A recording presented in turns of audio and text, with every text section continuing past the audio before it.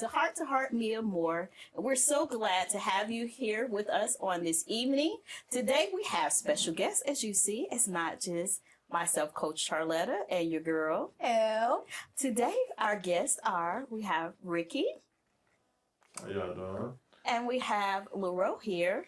A little bit about Ricky that I can say Ricky is a father to Cairo. Mm-hmm. He is an author and a musician. Anything else that I missed about you? No, you got everything. Okay. In a nutshell. Okay, and Leroy is VP at the Museum of Science and History. Yeah. But on the lighter side, he is a DJ. Mm-hmm. Former athlete, college athlete, football player. Absolutely. Yeah. And he's the father to this adorable little girl called Zuri. My baby. She has him wrapped around her finger, y'all. Mm-hmm. He just gonna do whatever she says. Too easy. Anything else that I missed about you? No, that's pretty much everything in a nutshell too. That was good. All right. Good. So you guys, here are our guests, Leroy and Ricky. So our topic for tonight is things men face on a day-to-day basis. So this is going to be an interesting conversation, y'all. Go ahead, get your cup of coffee, get your popcorn, get your soda. Get your snacks. Get your snacks, and let's get relaxed because we're going to keep it 100, and we're going to roll with it. So I hope y'all ready. All right, guys. Either one of you can answer the question. I'm just going to throw the question out there. And this is question number 1. In what ways does the stigma against men expressing vulnerability affect mental health outcomes for men?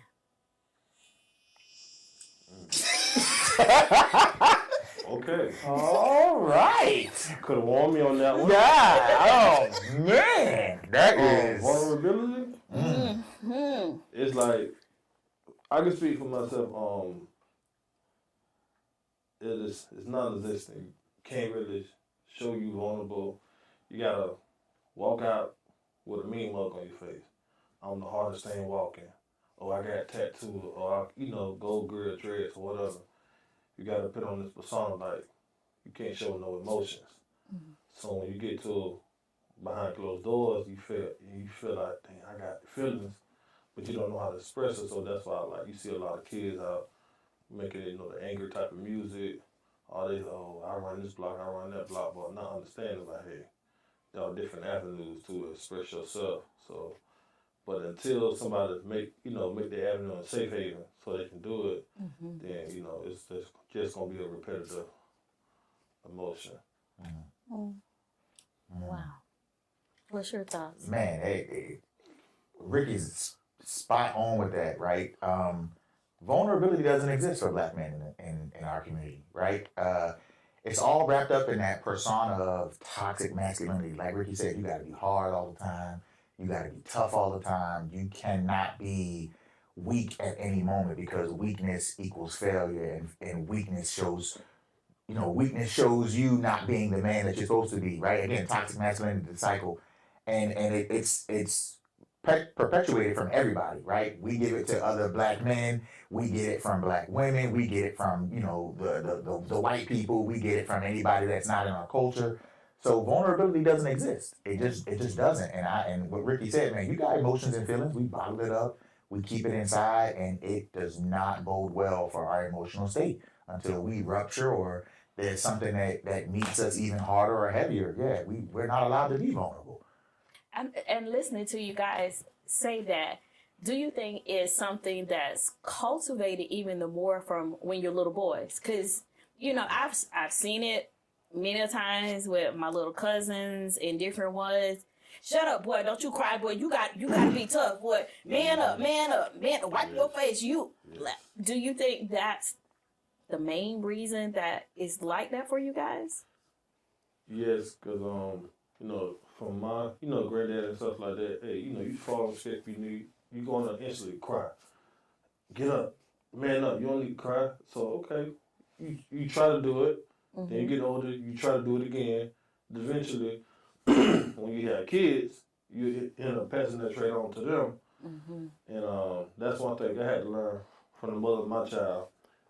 Like, she seen I was toxic in certain type of ways with my emotions. And it's like, she's, when you have a child, you gotta open up. All your insecurities, everything is gonna come to a forefront when you have a kid. You don't want to teach them certain type of traits because you don't know how they're gonna take those traits and teach the next generation after you. So you really have to like deal with it right then and there. And this, Mom, it's not easy at all. Because like you gotta keep working at it. Then you might, I'm tired, you just try to lay it down, you can't, you gotta keep going because you was never taught. So you gotta unlearn it to relearn something different. Right. Mm-hmm. That was good. Mm-hmm. That's very good. And it made me think, as you were sharing, now that you see that and you have a son, what are you teaching him? Hey, you cry and let it out. It's okay to cry. Yeah. And sometimes I have to like just let him cry on his own because I want to tell him, don't do that, don't cry. I have to, because I don't want to teach him that toxic way or not let stuff out because I got to a point where I was holding so much stuff in, and when I wanted to let it go, it was not easy. Because what I did, I isolated myself from my family for 3 years, trying to understand who I was or what I wanted to become. And it's like not coming around people, not doing this. So it's like I wanted to deal with myself, by myself, for myself. Right. I ain't want nobody to hold my hand and walk me through it. So it's like, so I had to figure out the dangerous way to do it was isolate and understand like, okay, this is what I want to do, this is what I need to do, and that's how I started. I kept a journal. I just kept writing my feelings day by day. If I'm feeling sad, write it down. If I'm just feeling happy, write it down. Because that's how you really attack, life cycles. I like that. Bro? Man, Ricky, we on the same journey, brother. I promise you we are. Because I'm journaling too. I'm in therapy twice a week. I got so much, and it's even more so.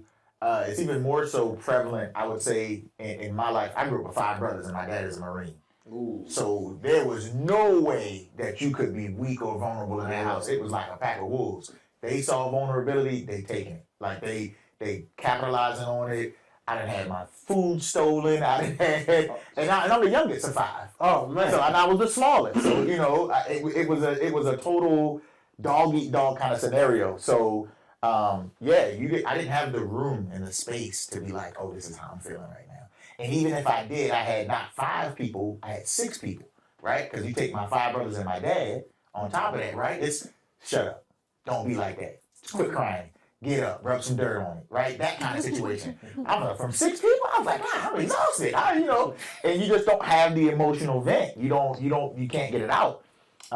Same thing, man. Here I am with my daughter now, and I'm noticing that I'm like, all right, I can't do this, right? This is a cycle. I'm seeing it, right? I'm seeing it. And so now with my daughter, I'm like, okay, cool. And I got nieces, I got nephews. I've raised a bunch of my nieces. And I see now that it's totally different. You got to open yourself up emotionally and be like, all right, she's vulnerable, right? And like I said, right, my girl now told me the same thing. Like, she's crying, pick her up. Like, don't just be like, oh, you crying, why you crying? No, reach down, pick her up, console her. And I was like, oh, okay, that wasn't first nature for me. Because that's not how it was for me. You know what I mean? So it wasn't immediate. But I journal. I go to therapy. I try to get these emotions out because we bottle them up a lot just to get by, just to make it through the day and be like, all right, your emotions can go to the back burner. I love what you have shared, but there was one thing that I really like that we don't see a lot of or hear a lot of is African American men saying they go to therapy. What? Let me tell you something. Let me tell you something. I want to go. Man, listen, and I advocate for this every time I come across another Black. Please go, right? You don't understand the compound effect of your life experiences plus your psyche plus your inner critic, and when it all comes together, it is a hailstorm of emotion that you cannot navigate by yourself, right? And again, part of our not being vulnerable is that we don't have the skills to reach out. Right. We don't have the skills to say we need help. Most of us lack the vocabulary, the proper vocabulary to say, hey, I need help, because they don't teach it, right? We don't get that I need help vocabulary in our lives from anyone, right? Unless you got someone who steps in and says, hey man, I'm seeing something in you, you need some help, you need to get some therapy, or I care about you enough to not see you crash out, youngster. I need you to go get some help, right? So, and a lot of us just don't have that. So yeah, man, I'm a huge please do it, and do it to your comfortability. Don't do it because it's the fad. Do it because it's what makes you comfortable. It's really what you need. I got a great therapist. He and I have got a great relationship. Man, we kicking in there like we some of the boys some days. We talking about brewskis and football and whatever, and then we'll get back to my issues. But it's been a huge help.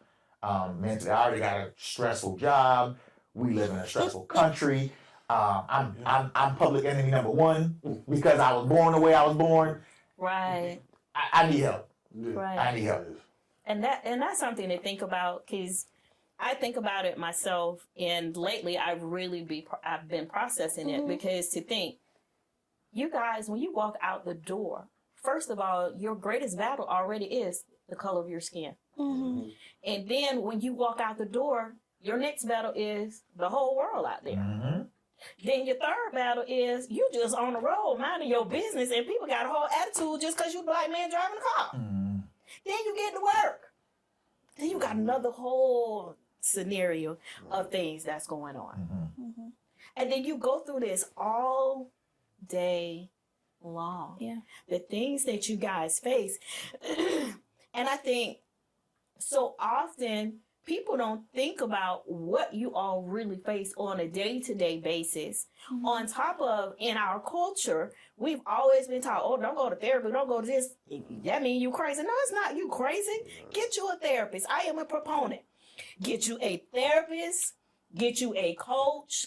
If you need a psychiatrist, a psychologist, a counselor, I don't care. Go get it. Go get it. I'm not negating. Yes, pray. Yes, go to your pastor. Yes, go to God. But you still need natural things And to even help in that, you. with going to your pastor, some of these pastors need therapists too.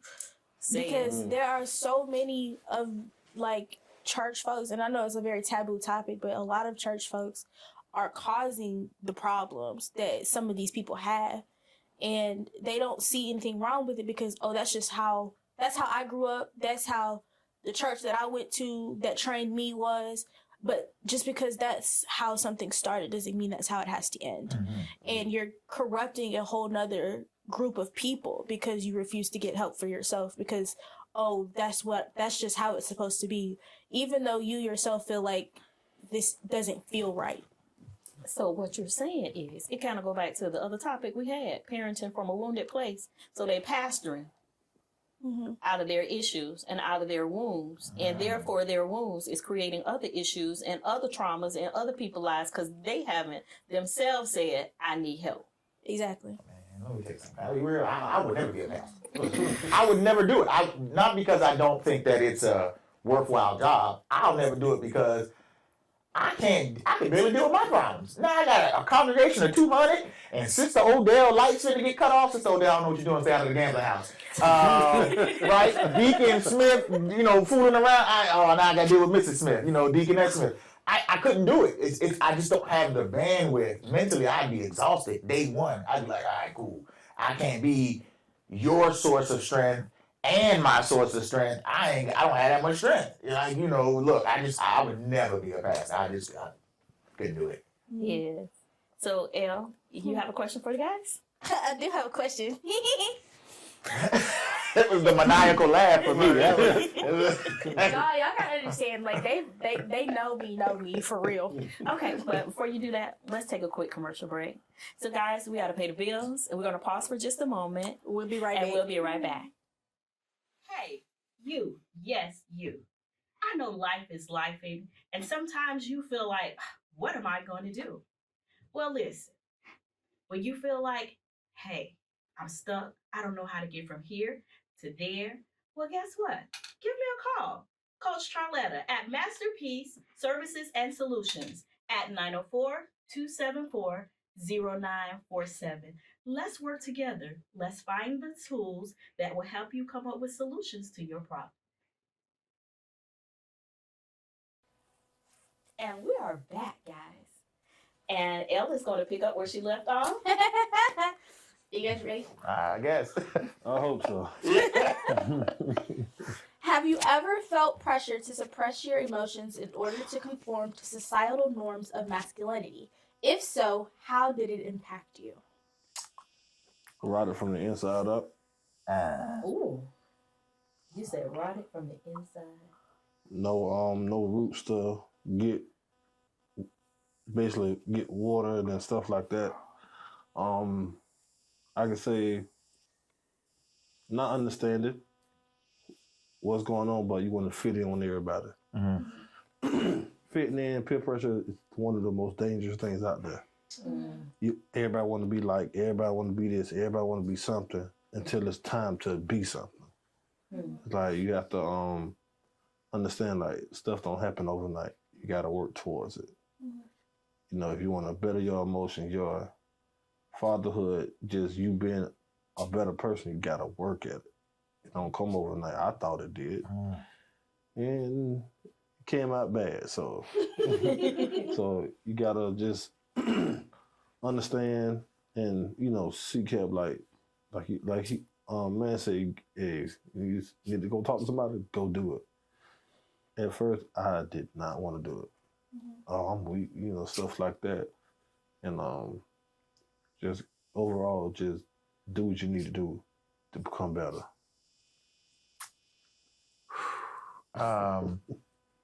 Read the question for me one more time. I just want to make sure, make sure I'm not, because my brain is on a tangent. I want to make sure I'm not, you know what I mean? So read the question for me one more time.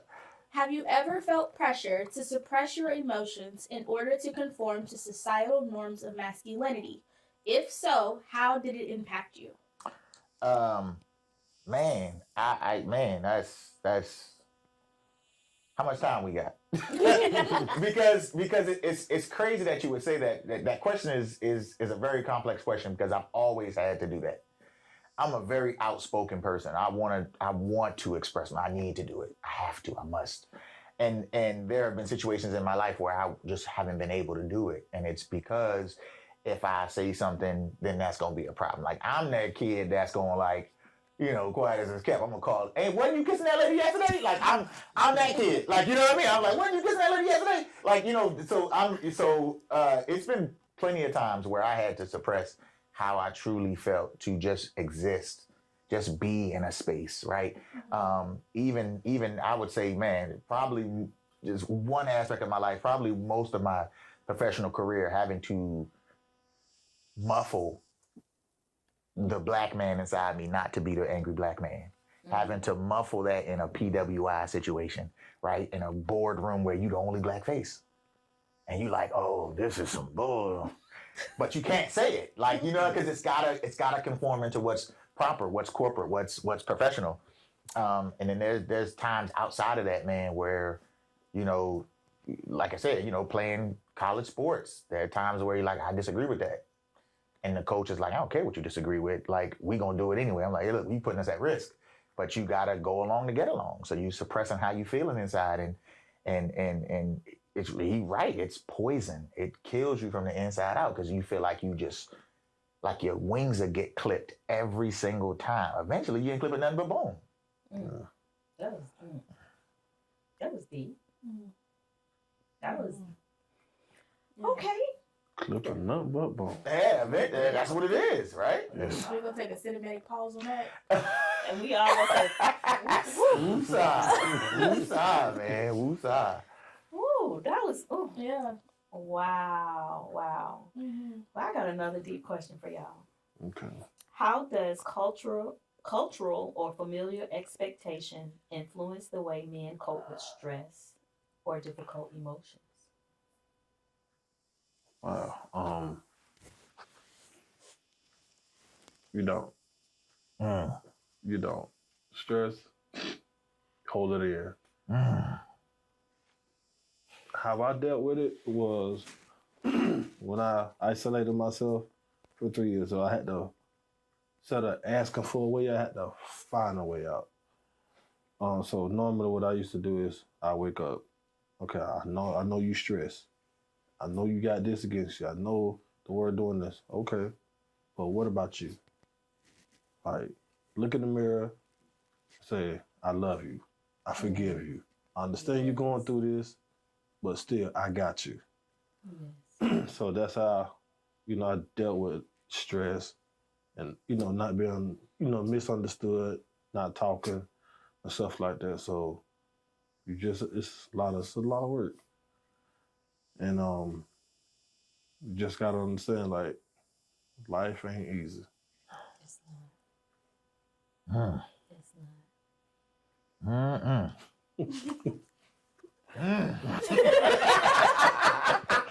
Culturally, right? So the question is how culturally or familial expectations influence the way men cope with stress. It has a direct impact on who and how we deal with stress. Like we don't get you can't deal with stress, right? And if, like he said, you wake up in the morning and you got to focus on how you're getting out of bed, how you gonna do the day, how you're gonna make it through the day. I'm still dealing with how I deal with stress now. The number one way I deal with stress now is self-care, and I'm just learning that this year, right? Through my therapist, is self-care, how to take time to do what you need to do for yourself. Go take that bath. Nothing wrong with that. Go work out. Nothing wrong with that, right? Go, you stressed, you got 9 bills to pay, you got this, that, and the third, right? You got to provide for everybody, you got to protect everybody, but you still need to do that for yourself. Mm-hmm. So, yeah, it's like stress is not dealt with very well in the Black community because it's not talked about, right? Suck it up. Everybody got stress. Life unfair. Everybody got bills. Everybody got a job. That's so true. And we quick to tell each other that too. Everybody got a job. I'm dealing with stuff too. But yeah, man, that's it's a direct impact on how we deal with stress, and the types of stress that we get comes from our family and from our cultures. On a side tangent, because sometimes as we were talking about vulnerability, sometimes the stress that Black men have is because we are emotional and we can't get it out. Yeah. And we don't have a safe space for it. Mm-hmm. Black women, let's talk about it for 5 seconds. Just okay. We got a whole episode planned for it. Let's talk about how we don't get that safe space. And no matter how Black women think, or our culture, our family think that they're giving it to us, we may not feel comfortable in that moment to share what we're sharing and get that stress off our chest. Mm-hmm. You know what I'm saying? And I'm gonna blame Gabby and the Gen Z for this one, but I was looking at something the other day about how Black men, when we become emotional and too emotional, now we sassy. Yeah, right? I ain't in that. I do know. I'm not in that. Okay, I just want to make that clear. We sassy because we emotional, but that's what you ask for. You want a man who to give you everything that you need, that can understand you emotionally, that can understand you on a deeper, more positive mental level. And then the moment he show you that's what he can do, you haven't created that space for him. So the catch-22 is you don't even know how to exist in that space.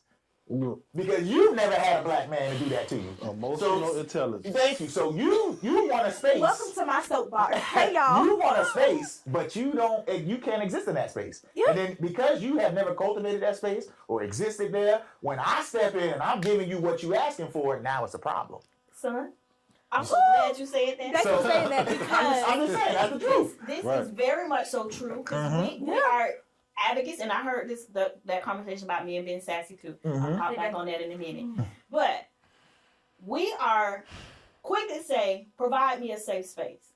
We are quick to say, this is what I want. I want you to do this for me, do that for me, do this for me. And I want you to meet all of my emotional needs, but never, very rarely, and I'm saying never, and yes, I'm hopping on the soapbox, and yes, I'm finna get in some of y'all business because I was like that too. Okay? So I could talk about it because I said I was in that same boat. Y'all got feelings. Yes. Y'all want the same things that we want, but because of the way we were raised, and we're going to go there. Gender stereotypes. The gender stereotypes, and then if your family, don't come from a family of women who hate men. Oh, yeah. Y'all got another whole box of stuff that y'all got to deal with. Right. And they don't know how to respect you, but they want you to respect them. Yeah. They feel like they got the right to tear you down and speak to you any kind of way. Right. But you might not dare cross your eyes, roll your eyes, say anything to them in any kind of way because it's a fight. And then I'm going to call Pookie and Ray Ray and the whole family. Everybody going to jump on you. Right. That, Yeah. that's I'll take that's that. a whole nother scenario. And then to say that you guys are sassy, I've read something like that too. And they was like, he's sassy because he said, I want to go on a date sometime. And they was like, oh, that's sassy. Well, It is not. Why you want him to take you out all the time? Why you can't take him out in Right. return? You want him to do things for you. Why you can't do things for him? Like, I feel this like Valentine's Day, I bought my husband flowers. And I was in the store and the lady was like, bought your husband flowers? I was like, yeah. It was And I was like, my daughter was like, you know what? Men only get their flowers when they're dead. Thank you. But nobody ever think about that maybe they like flowers too. Right. And the lady was like, wow, I didn't think about that. Mm. I'm going to buy my husband some flowers this weekend.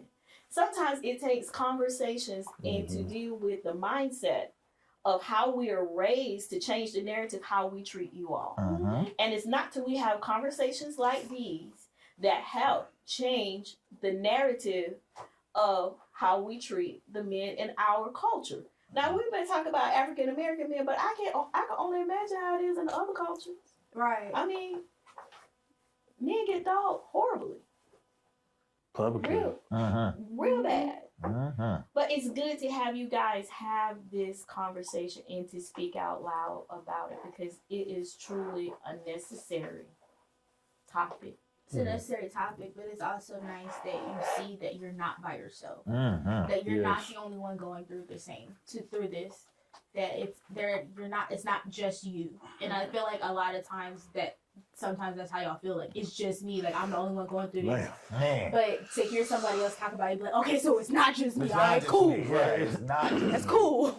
I can work with that. It's not just me. Mhm. In hearing this and bringing this up, to hear a woman say to you, I apologize for expecting all of this from you, Man.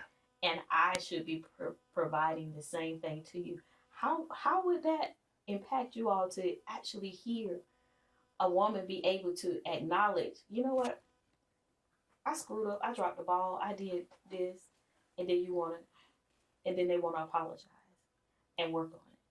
How would you guys? Moving mountains. Like, for, a woman to say that, hey, I'm apologize not for providing that safe haven, that emotional space for you.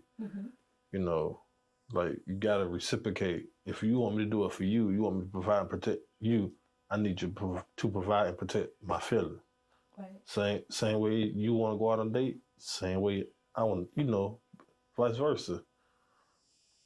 Quality time. Mhm. Yeah. Yeah. That's Spend time in their environment, bro. If you know your person likes sports, bro, just go. Because you might not even understand what's going on, but just them being in that space and you being there with them is good. You ain't got to understand, just your presence sometimes is just enough. Yeah. Y'all got to understand that. Mhm. You ain't got to say too much. Just having your presence in their bubble instead of always forcing them to be in your bubble. Okay. There's that. Okay. This conversation has been really good, and guys, I'm gonna say we're gonna need to have you back again. Of course. Because, Okay. Of course. We're gonna need to go a little bit deeper. All Let's right. get real with it. And hey, guys, you'll see at the end of the show our email address. Please chime in. Let's take this conversation. You got questions? Let's take it to the next level when we have the guys back. So I'm going to end with the thought of the day. And the thought of the day: to believe vulnerability is weakness is to believe that feeling is weakness. To foreclose on our emotional life out of a fear that the cost will be too high is to walk away from the very thing that gives purpose and meaning to living. Embracing vulnerability allows you to be more authentic and honest with yourself and others. Vulnerability promotes general well-being by allowing you to wholeheartedly experience everything life has to offer. It opens many doors to you that would have otherwise remained shut if you had closed yourself off. That allows you to be challenged and thus grow, learn, and be strengthened. Vulnerability is an immense asset, and yet our current values and ideals in society portray it as undesirable and dangerous to our well-being. In reality, the opposite is true. Our vulnerability empowers us to love deeper and grow stronger. So I want to leave you with that thought. We thank you for joining us tonight. And once again, thank you for being with us here at Heart to Heart. Mia Moore, from our heart to your heart. Until the next time. Thank you.